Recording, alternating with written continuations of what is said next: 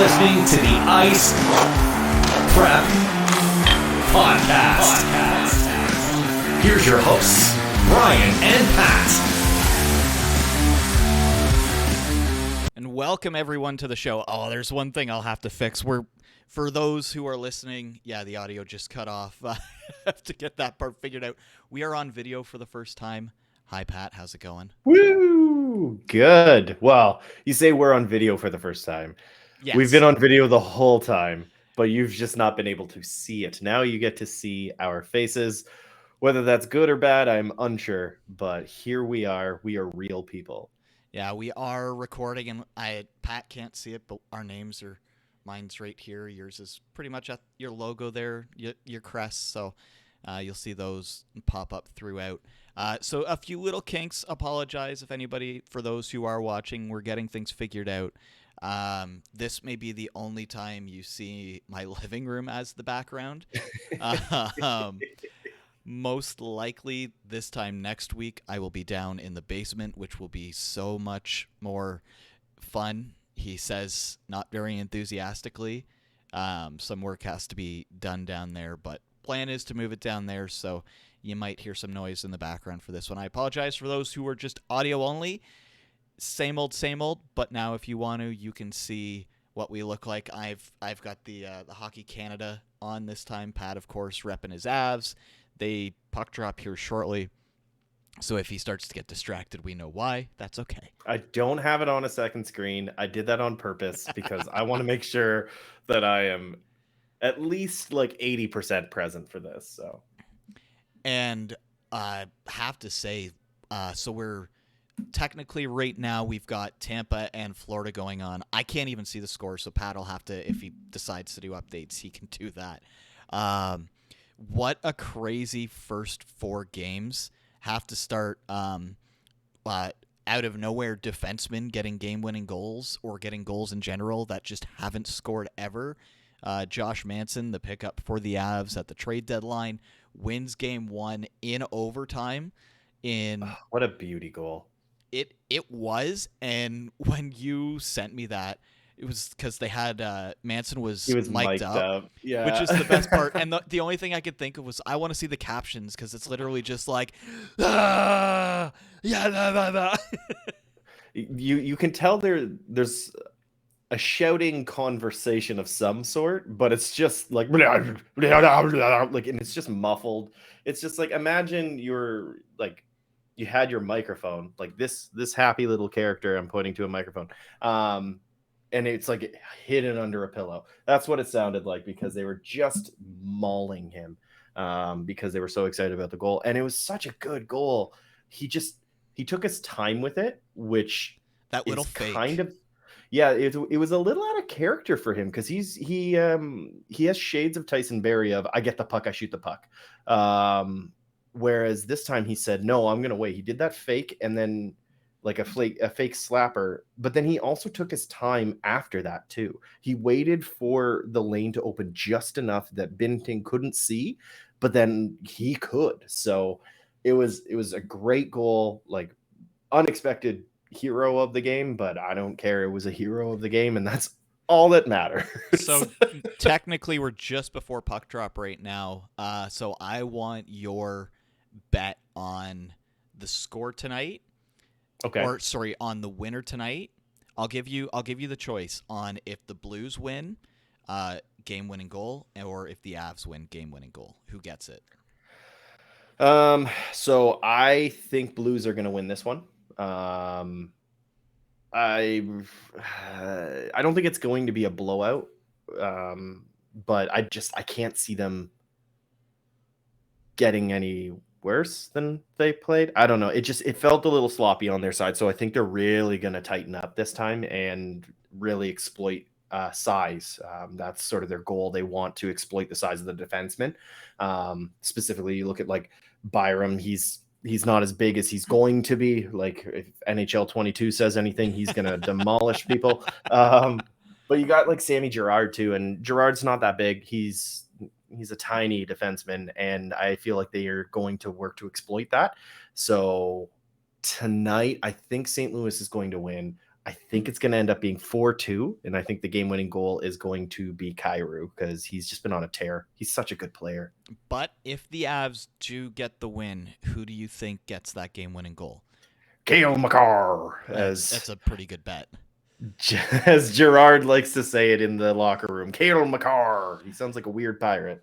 Yeah, I think the Avs are going to take this game. I think they just don't lose at home. They basically never did throughout the regular season.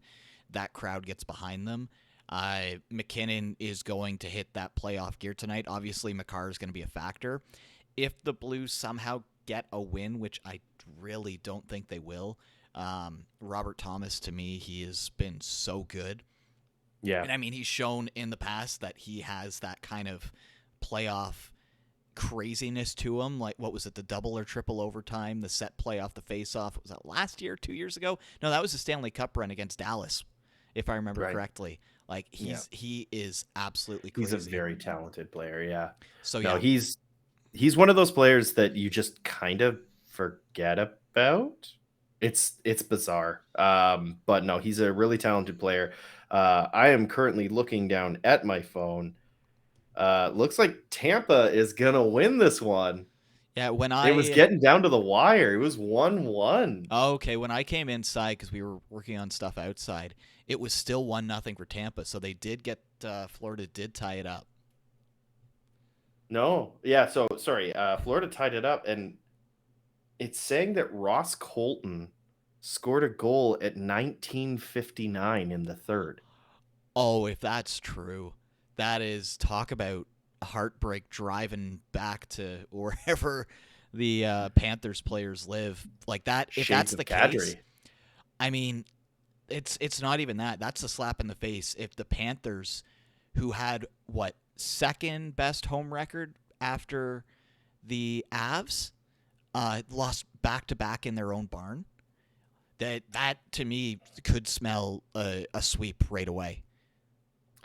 Yeah, I mean, which kind of bodes well when you think about it for Toronto, really. Yeah. I mean, the way I look at it, it's just like at least Tampa is showing that they're the top tier. They didn't beat them and then get just annihilated by Florida. Well, that's we will do some postmortems on the 8 eliminated teams. We will get to that. Just kind of wanted to touch because there is the 2 games that are happening tonight.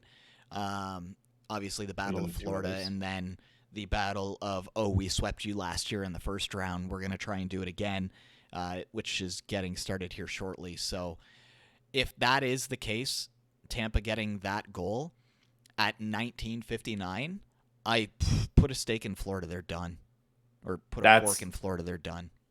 That's a morale killer. Like, oh yeah, that's so hard to come back from. And I know I said that about Kempe's goal and, going to the crowd with the taunt. I'm aware. And then LA got knocked out. But, oh, man. Like, I think about... Wait. Yeah, 7. There we go. That's how we did 7. It. Yeah, the Evander Kane 7. Okay. But I think about Kadri's goal against St. Louis with that iconic photo of him watching the puck through the back of the net. Yeah. And that was with 0.1 seconds left on the clock or something. It was right at the buzzer. And yeah, that ended up being a sweep as well. So I wouldn't be surprised that if that does count, if everything looks good, I obviously just briefly looked, then yeah, I wouldn't be surprised if we see the President's Trophy winner gets swept. I mean, at least it's in the second round, but yeah, that is not a good look. But no, Tampa took it to them last year. And as you said, if Tampa goes on a strong run to the Cup and the Leafs are the only team that looks strong against them, that could change potentially the offseason look for the Leafs, which a lot of people talking about that. It's up to you. We can either look at the series that because we had what was the craziest hockey game I've ever watched in my life that took place last night that I can't believe I stayed up for 98% of, and Carolina just squeaking at a win, or we can do the postmortem. It's up to you. Let's talk about what happened before, and then move forward into what is happening now. So okay. let's go through the postmortems, get those out of the way. Okay, we'll go off your list here. We'll go top left to bottom right just to make it easy to follow. So we'll start with Nashville.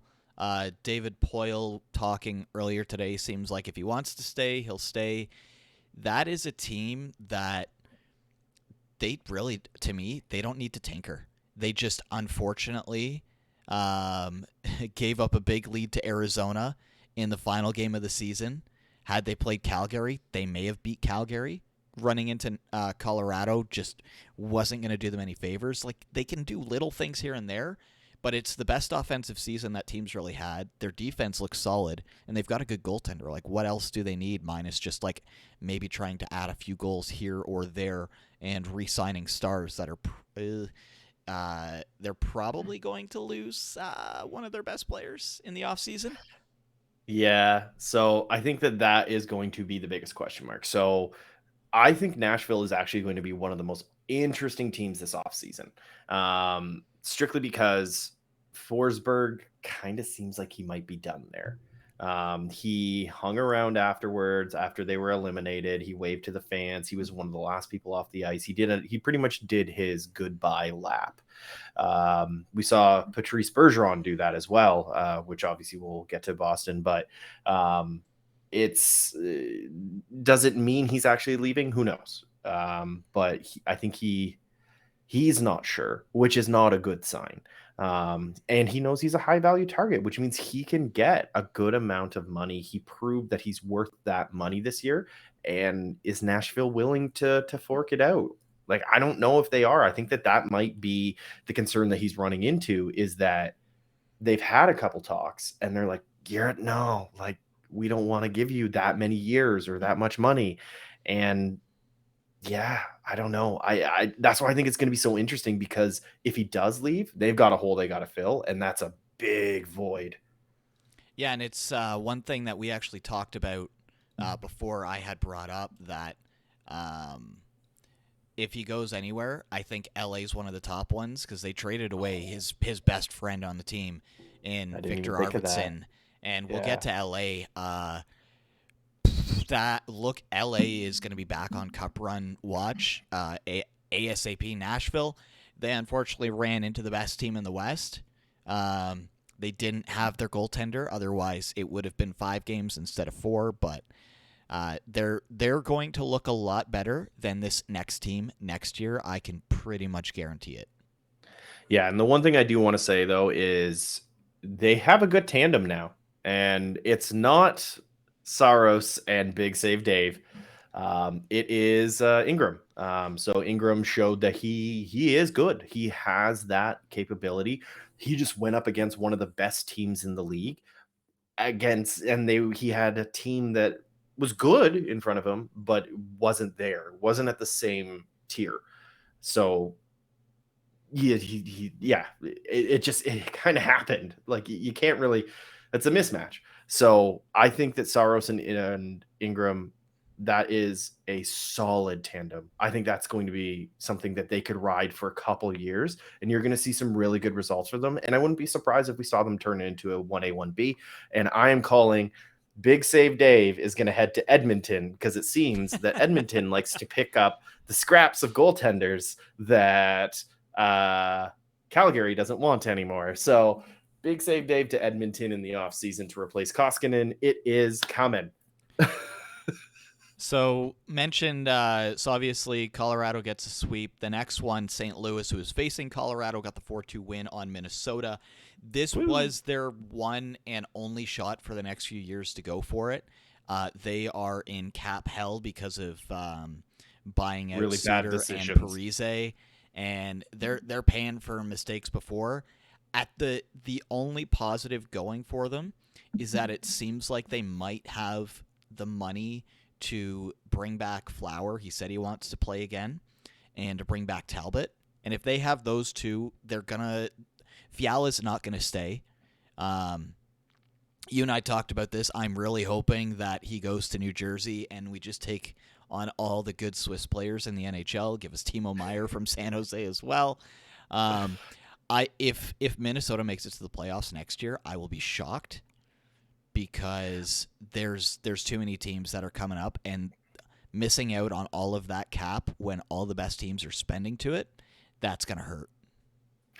Yeah, the only way I can see them being successful in any capacity is if they somehow are able to do sort of what Vegas did in the expansion draft.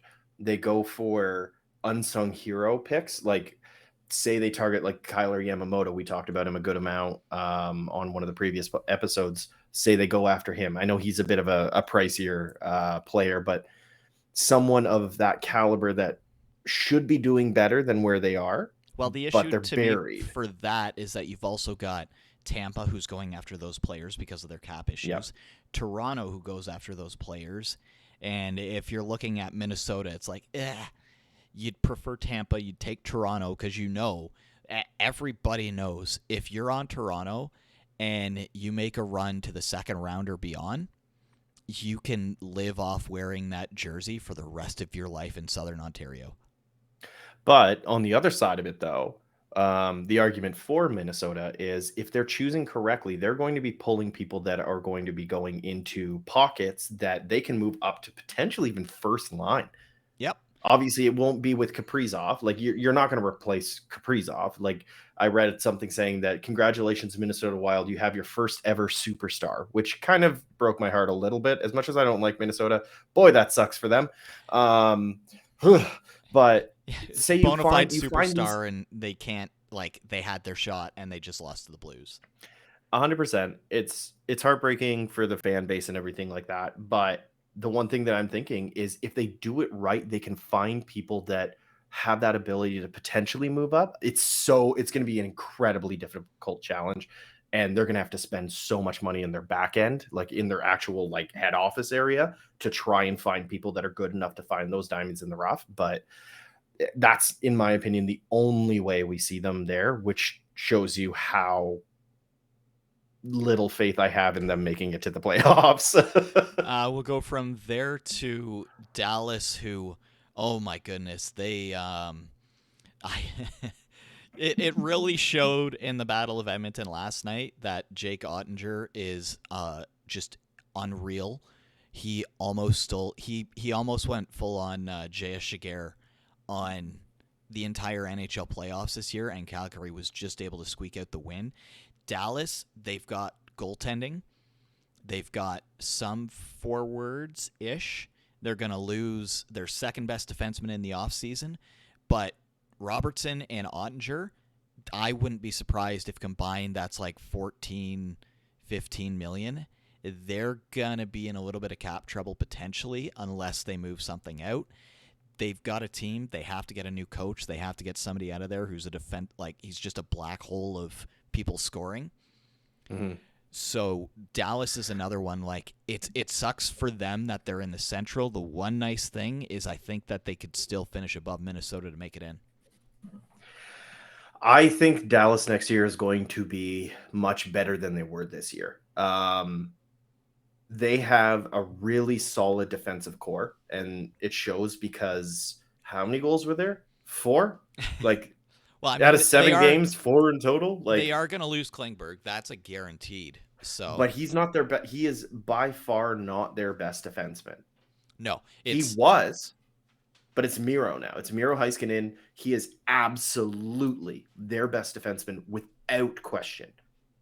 And Klingberg, their 3 best players all came from the same draft year, which is the most stupid thing. 2017 was the best year that ever happened to Dallas. They got Ottinger, they got Heiskanen, and they got Robertson.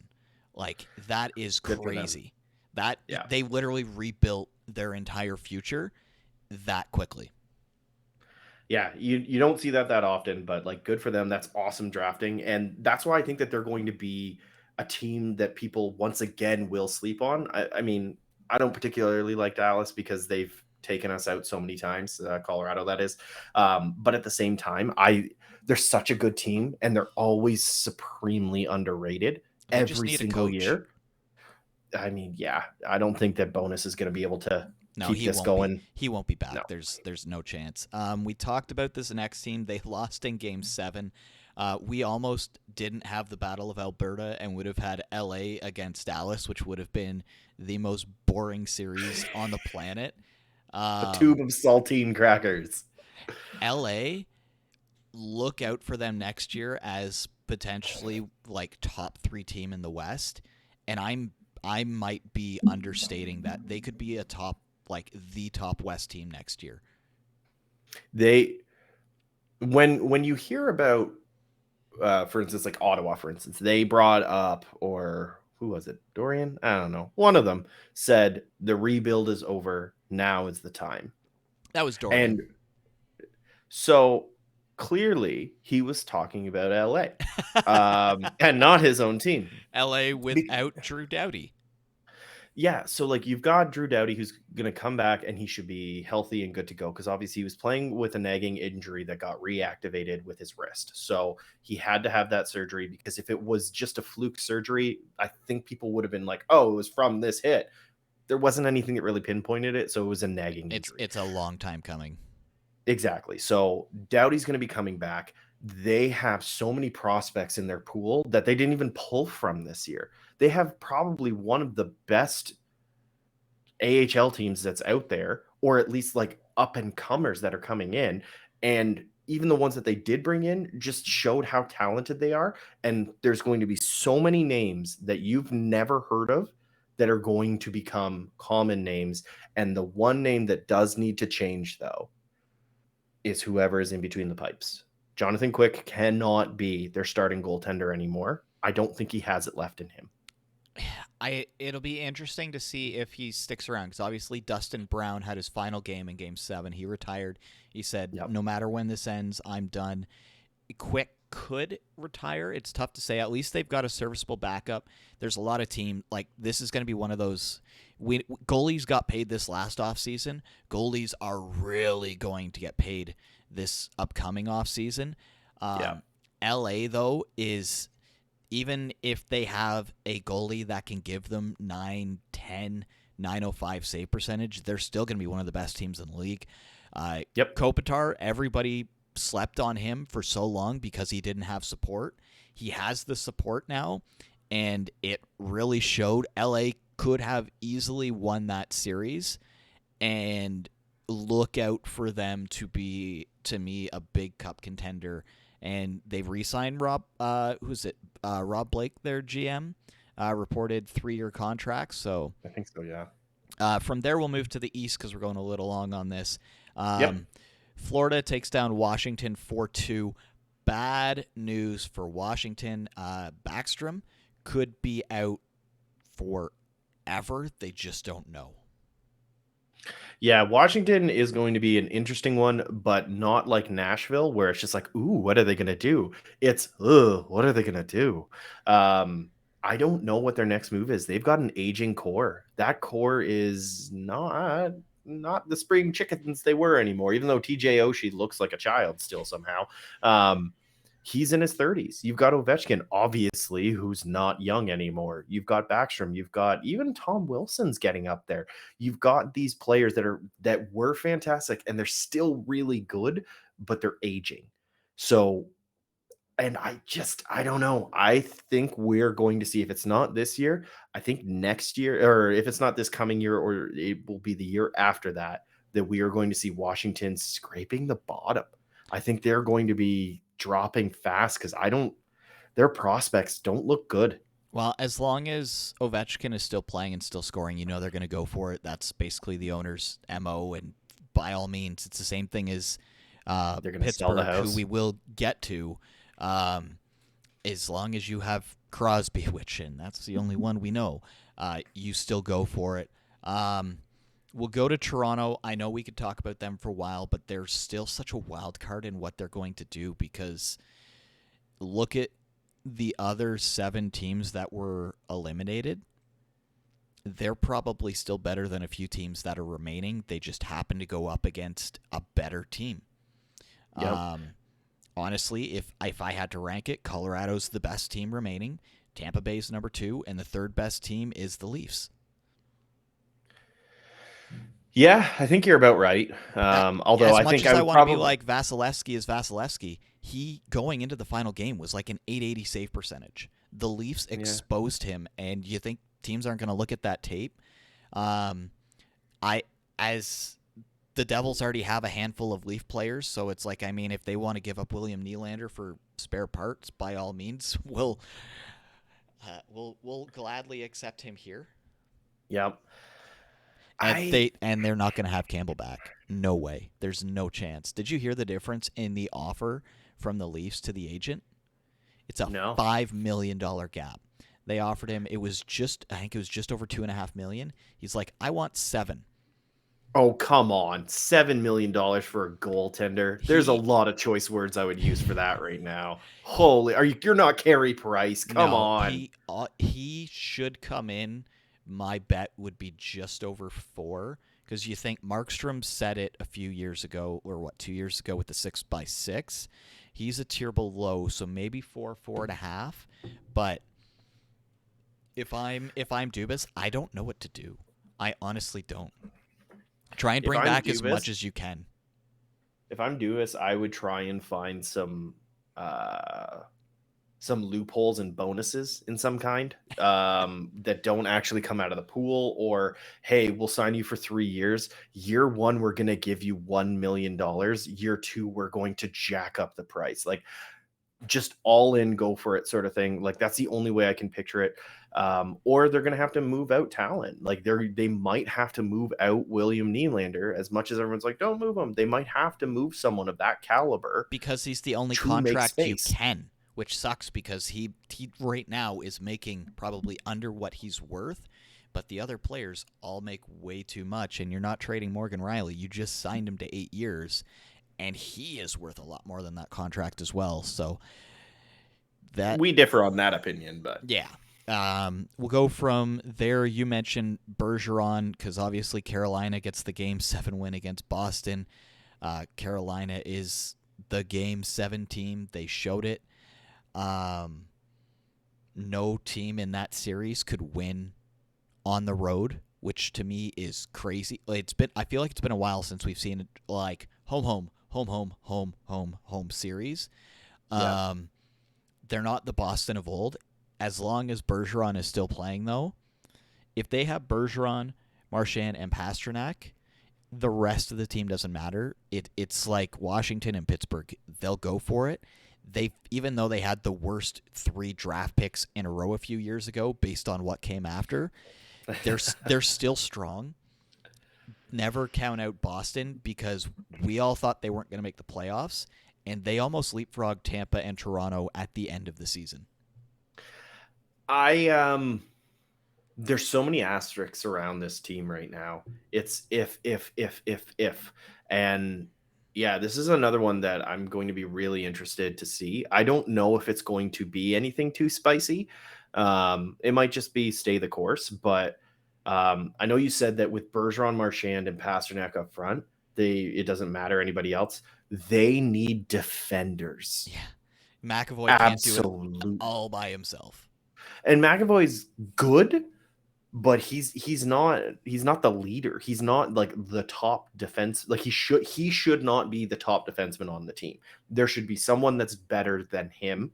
And then they lost him, though. Yeah. They lost him to St. Louis.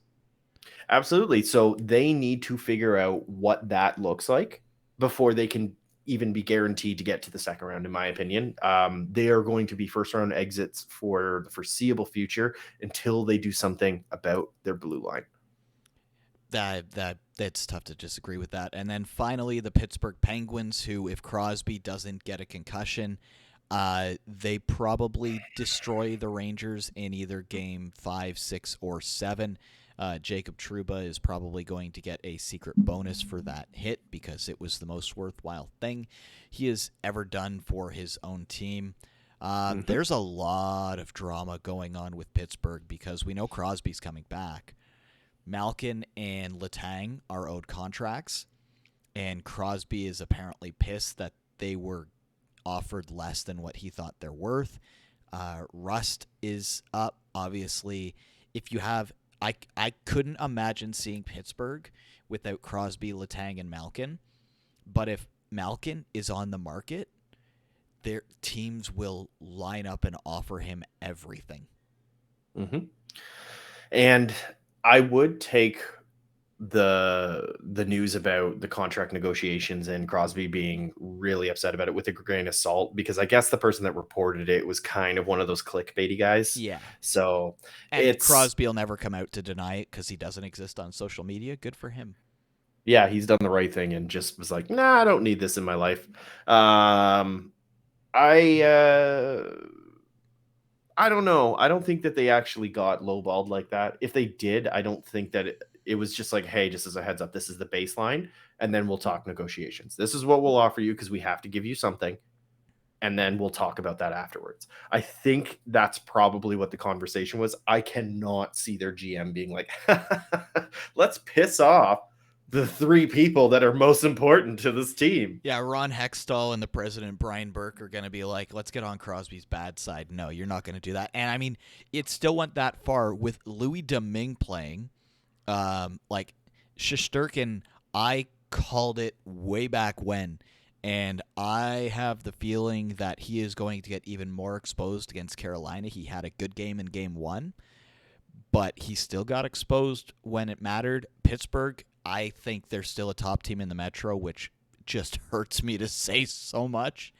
But I They're think not they're going in the asterisks territory, though. There's There's ifs. There's ifs. There's And ifs, big ifs. but the way we saw Crosby play this year, the way he played in the playoffs, you think back to the late 90s, early 2000s, this is when guys were getting their big money because they were starting to play better. It seems like he's still getting, like, he's found another gear, which is crazy.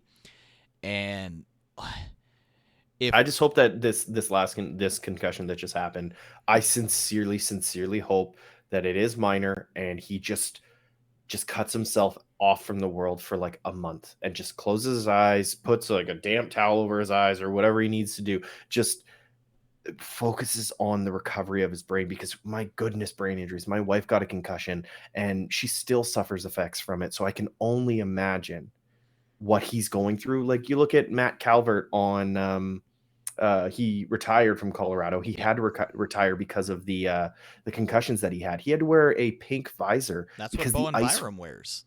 Exactly, because the ice is so bright, it irritates his head, it irritates his eyes, it makes him tired, it gives him headaches because it's so white. And light sensitivity is such a common thing with concussion. So I don't know how he's doing this.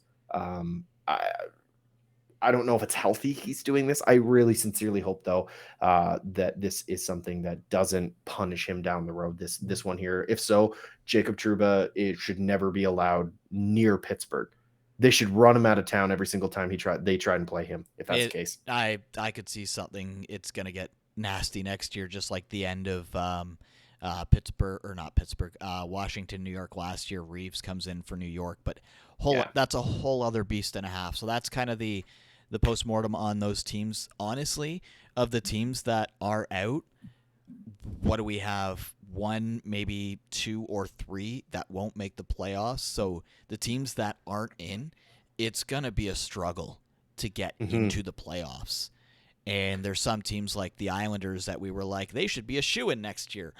Well, they fired their coach. So the Islanders are completely up in the air. Obviously, my team, who knows, we need a goalie, which, by the way, for those listening, Pat and I are finally able to do something we've never been able to do, which is enjoy a drink while we're doing this. Because normally it's a nice, lovely beverage during the day. So yeah, you're usually may or may not be at work. I may or may not be working. No. Just as a quick update, as we've now gone past the past, we are outside of the postmortems now. We can talk about the current stuff. The Lightning did win. Ross Colton did get that game-winning goal at, well, I'll just say it, with 4 seconds left. 1956. I just looked. That is unreal. Unreal. Good for them. Unfortunately, the image that I'm showing on screen is now out of date because it said Bolts lead 1-0. It's now 2-0 in the series. Two away wins, which is crazy. Obviously, the Colorado Blues game is going right now. Do want to jump to, because there's so much, like, that's just the the postmortem on the teams. Okay, before we get into that, and who knows, maybe this could happen before this even goes live. Who do you think Barry Trotz is going to be the coach of next year? Apparently, the top two are Philly and Winnipeg. Mhm. I want Winnipeg because I don't want him in the Metro again. He's been in the Metro far too long. I want Philly to stay a bottom feeder. Go to Winnipeg. I don't care. That's your division. I think Winnipeg is where he'll end up, but where I want him to go is Nashville. Wasn't that his original team though? Isn't that where he started off? I think it'd be a nice little thing. I think that he's probably getting closer to the end of just saying, you know what, I've had a lot of good runs. I've got my cup. I like, who knows? You never know with coaches. They're not too public about this stuff. The players that Winnipeg has, though, to me fit more of his style. Like he would be absolutely in love with Blake Wheeler. Blake Wheeler. Whereas you look at Philly, he'd Philly's got some good. He'd ride Carter Hart a lot, but if obviously it comes down to his choice. Winnipeg, if he goes there, I think they're back looking scary. So I'm hoping Winnipeg. I want him out of the Metro yesterday. Yeah, no, that's fair. And you brought up Carter Hart, and I just want to say, like, I feel so bad for that kid. Ron Hextall was so right about it. He put him in a position that they put him in a position that he never should have been in. He should never have been the starter that early. He needed more conditioning. He wasn't ready. He wasn't the next. He should have been coming in this year. Yeah. Like this should have been the first year that he came in, and instead they rushed him because they fired Hextall, and he was like, don't bring him in. I kind of know what I'm talking about, and that's what happens. So awful. Ruined his conditioning. I feel so bad for Carter Hart. And he's still so good, which is scary.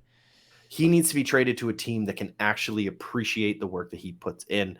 We'll probably talk Carter Hart down the road. I have a feeling we'll probably do a goalie episode. But that's half our episodes, Pat.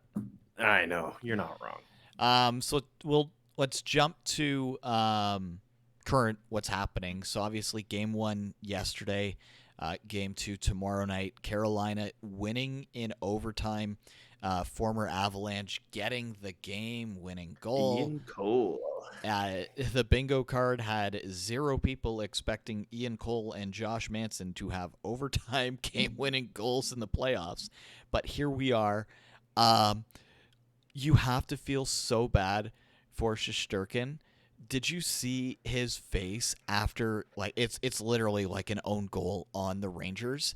Did you see his face? It's that meme where it's like, yeah, the blinking eyes of just like, sorry, what? Yeah, no, I watched the goal, and at first I was like, oh, good for Ian Cole. And then I watched it again, and I was like, oh my goodness, what a tip. Man, that defenseman, he should be net front presence on the power play. I didn't know Pavelski was playing for the Carolina Hurricanes on that one. Accuracy, chef's kids. Mwah. The way that I know that game went to overtime, ended up 2-1. I don't see the Rangers having any chance of winning 4 of the next 6 games against this team. Carolina is still not rocking their best goalie because they don't have to. They're literally in a position where they're like, we don't have to rush in a top 3 Vezina goalie this year because you're not. Antti Ranta's a good goalie, and it's everyone like you're not good enough. The Rangers aren't good enough. The Rangers are literally one line and a goalie, and that goalie was exposed so badly by Pittsburgh. He got pulled twice, and yeah, he only let in 2 goals last time. One, obviously, the defender scores it. Carolina is a much more offensive-driven team than Pittsburgh is. And I'm gonna call something strange. We're gonna see at least one Michigan attempt, and I think we may see a Michigan goal happen against Shesterkin this round. Ooh, if it does, just wrap it. We're done. That's a good series that's done there. I there is the depth and the talent throughout Carolina is unmatched in my opinion. I think that if Carolina goes up against Colorado, we could see a sweep I almost dropped an F-bomb there.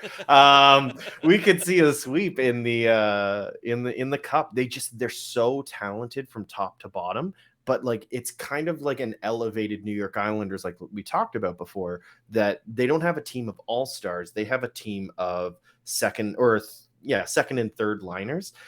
It seems like Carolina has a team of knocking on the door of first liners and second liners. It's like a team of the Hockey Hall of Very Good. Yeah, and their defense, like you've got Jakob Slavin is one of the best defensemen in the world. Up again period. For Lady Bing, right? So, and he's probably going to win it again. So good. I think the Rangers will sneak out. I'll say 2 wins. I think this will go to Canes will take it in Game 6 on the road at MSG just to really like drive that in on the Rangers. Like, haha, see you next year. And here's a hot take. I don't think the Rangers are in the playoffs next year. I think they will, so long as they make the right moves. I think they have to move a star or a star that's kind of like an emerging star. They need to move an asset to get a different type of asset. Shesterkin's right now, not going to put up a 940 again. No. And I'm not saying that it's more or less they have to do something so they don't rely on Shesterkin as much. They need somebody else to pair with Fox that's not like Trouba or Miller or whoever else is with Fox. Like, who knows? I don't even know who that second pairing is on the top pairing. Like, what? They just rotate is what it feels like. And they need more of that. They need more depth. They need more pieces. And right now they have such good players, like pretty much on one side. Yeah. And that's about it. And then one really good line, and then it's like, yeah, what's going on down there? Just pay attention. Just don't pay attention to what's behind the first line. Just don't look back there. Yeah, and like they tried to get some good pieces, like Andrew Kopp. What a great pickup! That is such a good player. Very, very good. I heard that burp. Then you also get thing. You hear it, the listeners don't, because I mute my mic for the recording. Well, just so everyone knows, Brian burped into the microphone. But they also picked up Frank Vetrano, which is also a really good depth player. Like they've done moves that made sense, but it just didn't pan out the way that they were hoping for. And they also didn't trade properly for a defenseman. They should have put they went for forward assets, which was the wrong move, in my opinion. They have such talented forwards. Could you imagine if New York was a team that landed Giordano instead of the Leafs? Even Manson's not the best defenseman in the world, and I know this, but even still, the Avs were always getting Manson because they were looking for a Zadorov replacement all season, and they got. He doesn't replace Zadorov. No, but they got big guy who takes less penalties than Zadorov. That's what they wanted, was big guy to protect little defensemen. True, and he does pair with Gerard. Yeah, no, that makes sense. Yeah, and that actually was the old pairing. It was either Big Z or Gravy. So yeah, no, that makes sense. So yeah, I think Game 6 is as far as the series goes. It could end before that. Trying to beat the Canes at PNC, good luck. And their social media team might have had the bigger W than the Hurricanes on the ice did with what they said to Bud Light. But that's a whole other beast. I think from there, just looking at the time, we have to go to the low-scoring Battle of Alberta game that took place last night. 15 goals. What was it at one point? The 6-2, I believe, for Calgary. And yeah, I think so. Here comes Edmonton. Oh, my God. Watching that game was unreal. And of course, I'm messaging you the whole time. I don't think I've really said on the podcast, the Oilers are my second team. I was born in Alberta. I was born just a little bit west of Edmonton. It's my dad's second team behind the Leafs. Like they used to go see Gretzky in his prime. So there's some Oilers love there for me. My next door neighbor is a die-hard Calgary Flames fan. So when it got up really like 6-2, it was like, oh, well, this one's over. But I had said just before the game started, I think 8 to 10 goals. I think I said to you 14. Mm-hmm. Apparently, I should have bet the over because what a crazy game. Who would have expected Mike Smith letting in 3 goals on 9 shots would be the best goalie in the game, and he got pulled. I would have expected Mike Smith to let in that many goals because Mike Smith is not a good goaltender anymore. But to be best, like to be statistically, I think he was almost statistically the best goalie in that game, which is hilarious. Like that is what you expect of the Battle of Alberta. Yep. It got really bad at the end to the point that they were just like, screw the last few seconds of the game, just run the clock out. Nobody look. Like 10 seconds of the game just vanished because they didn't want to drop the puck again because they were like, y'all are probably going to fight each other. Well, I mean, they were literally rolling on the ice together. But oh man, I messaged you and I think you had just nodded off at that point. But there might have been about 2 minutes left when I fell asleep, so I missed the Hattie. Well, and you also missed Zach Cassian looking like a toddler getting tossed to the ice by Lucic. That was satisfying to see. Lucic made him look like he wasn't even there, and I am there for it.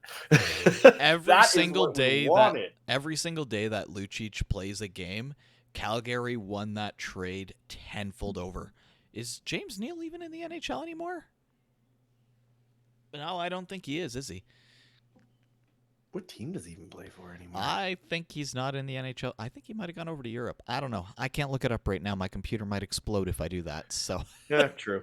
I don't care how many games this goes. I want 7, and I want this 7 every single time. Like, of course, the next game is going to be like a 1-0 or a 2-1 win, and everybody, like the fans in Calgary, are going to boo even if their team wins. And 15 all but one. Yeah, 15 goals, and that wasn't even the best part of this hockey game. Absolutely not. The most exciting part to me that I just want this. I want this in my veins at all times is Brady Tkachuk supporting his brother and just being a lunatic the whole time. It's incredible. So between periods, he's obviously coming back up to his seat. He's got 1 beer in hand. He's got 1 beer in the back pocket, another beer in the other back pocket. So he's got 3 going up. And he's having a good time. And he did that for the entire first round too. And the reason why this is so good, if you haven't seen, him, his girlfriend, his mom, and his dad could sit in the press box if they wanted to. They're sitting with the fans. That's what makes it so much more special and exciting. What I'm curious, they have to travel to Edmonton as well, right? Well, okay, come on. How much money do the Tkachuks have? I think that they can afford a ticket down the road. It's less that. It's going to be more, what is that Edmonton crowd?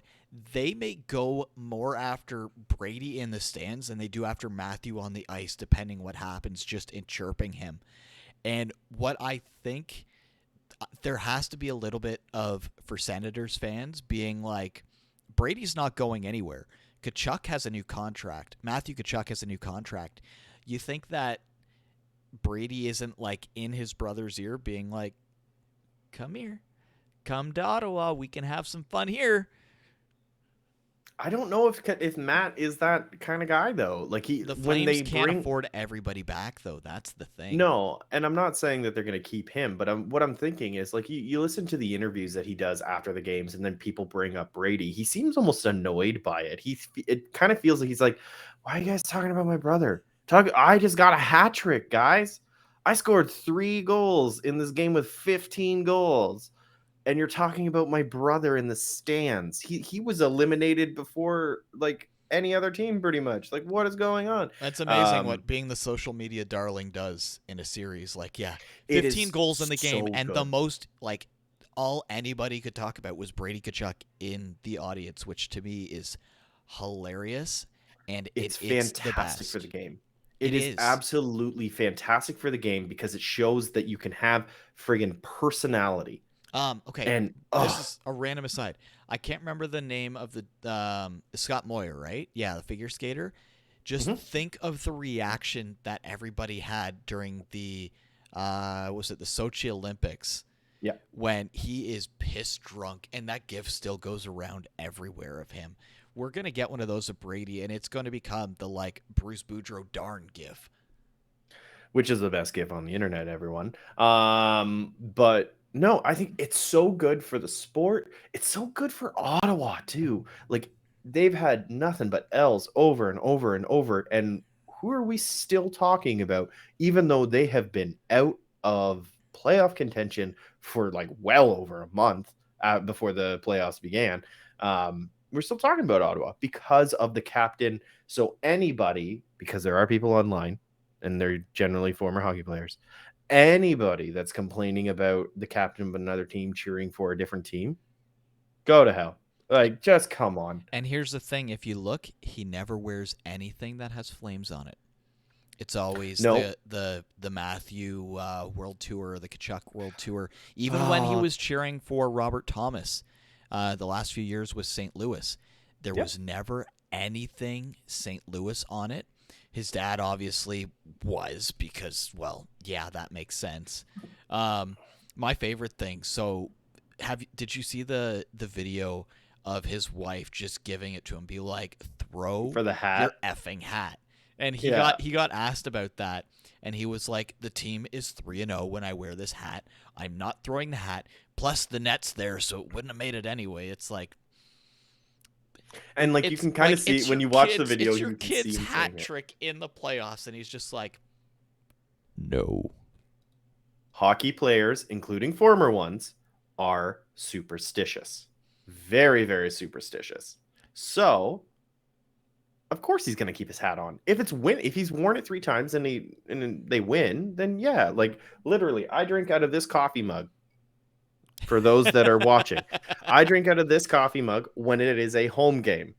And I have another coffee mug that's white based that is an away game. I cannot wash it after I've drank coffee out of it, and I cannot remove it from my office because I don't know why.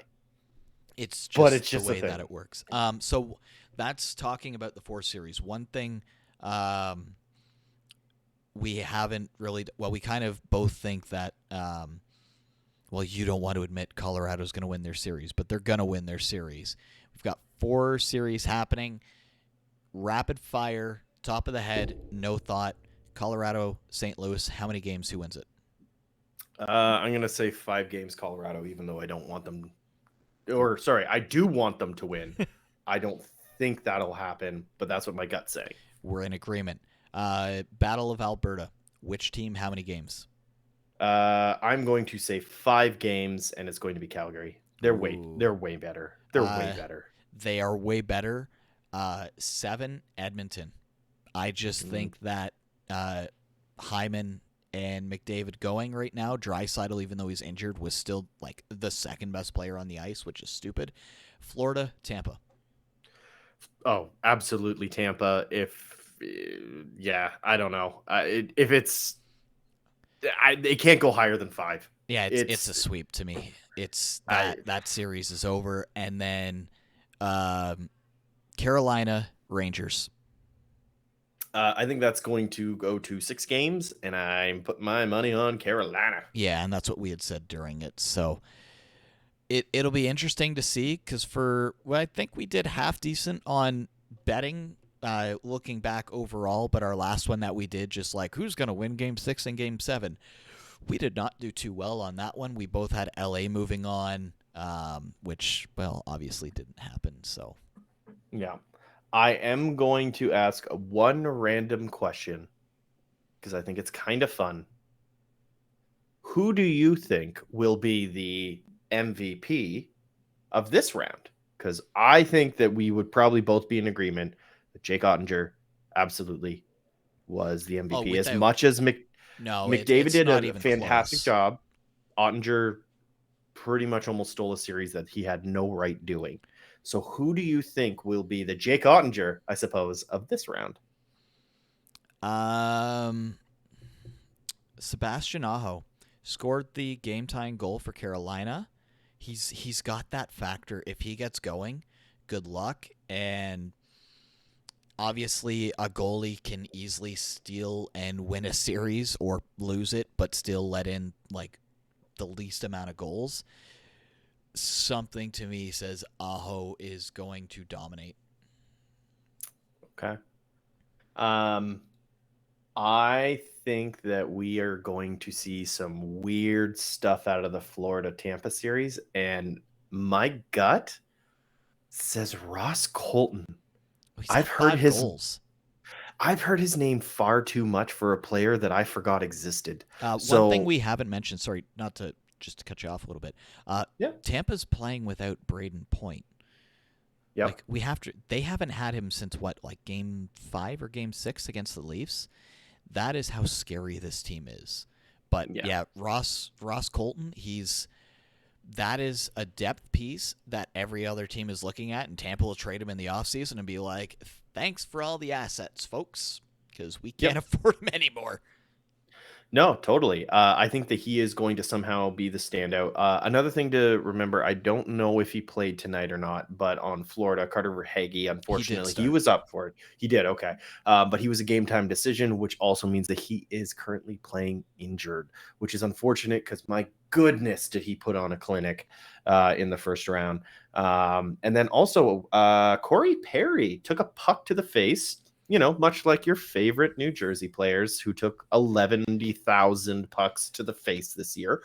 And he took it in warm-up, much like Nico Hischier, who it took him out because it broke his jaw. But with Corey Perry, it did not. It hit him in the side of the face. All he had was just like a whole lot of stitches on his face and then scored the goal. Yeah, scored the first goal of the game. So, do you want to? I'm not sure if you've been looking. Do you want a little update on your game that's happening right now? I have it on my phone. Okay. So I said I wanted to stay present, but then I was just like, "What's happening in the game?" They are almost being the Avs are almost being doubled up in shots, but it's 0-0. So there's that. I think this is a pretty good place to wrap it up for this episode. We could go into more, but it's kind of for anybody listening, it's the same old, same old. If you do want to see kind of, because I've been having fun going through some graphics and stuff as we've been going through this, there is a video version of this now on YouTube, so thank you, everybody. And a big thank you to everybody listening on Apple, by the way. It's like 90% of people listen through Apple Podcasts. So... And neither of us have an Apple phone. So, I mean, thanks. my wife's Apple, and we've got an iPad in the house, but the kid steals it a lot, so... we'll be back again next week. Hopefully my backdrop looks... Actually, it could look worse, but it'll be different, so there's that. Anything you want to add, Pat, before we head out? Well, since we are doing videos and we aren't on the radio, I'm allowed to talk about these things now. So I am going to point behind me on all of the lovely pictures. So everyone that is listening, I have a whole bunch of random music behind me. So tonight, I am going to point at a random thing and I'm going to talk about it. And it is this one. This is Daft Punk. These were all purchased through Redbubble. Daft Punk is a wonderful band, and I'm really sad that they broke up. And then got back together randomly for one song. Exactly. But even still, Daft Punk, in my opinion, I have said throughout my entire life, if I were to see one concert, it would be Daft Punk. I am not even the EDM mega fan, but they have done fantastic things, and it reminds me of a time where I'm going to tell a little story before we go. I actually got to sit down and have a brief conversation while working at a video game company with the guitar player that played on Get Lucky I never knew that. from this. So he also was from the band Lips Inc. From the 70s. And oh my goodness, I am blanking on his name because I'm a bad person. I can't help you. I can't look anything up right Rogers. Nile Rodgers. So Nile Rodgers is one of the most iconic guitar players in the world. You know his riffs. You've heard his riffs. Get Lucky is probably one of the most recent iconic guitar riffs that you hear it, you know it, you love it. And I actually got to sit down and have a conversation with him many moons ago, and I didn't know how to talk. I forgot how to, and clearly I found it now because I will not shut up. So that is a random fact about a thing that's behind me. So I guess as the weeks go on, we'll find out some more things about what's behind on Pat's wall there. I can't wait for that pink one because I know exactly what that one is. And that one is going to happen in July, if not August. I will be talking about that one because I am very, very excited to talk about Run the Jewels after I see them. Oh, okay. A little bit jealous of that. Want to thank everybody once again for tuning in. For those watching, hey, look, you can see our names. Mine's right here. Pat, just kind of point to your chest. Yeah, there you go. He's kind of hitting his name. So thank you, everybody. We'll be back again next week. We'll get the videos working great. We'll get it looking even better. So thanks for sticking with us for this. And until next time, we'll see you. Bye. That was a weird noise.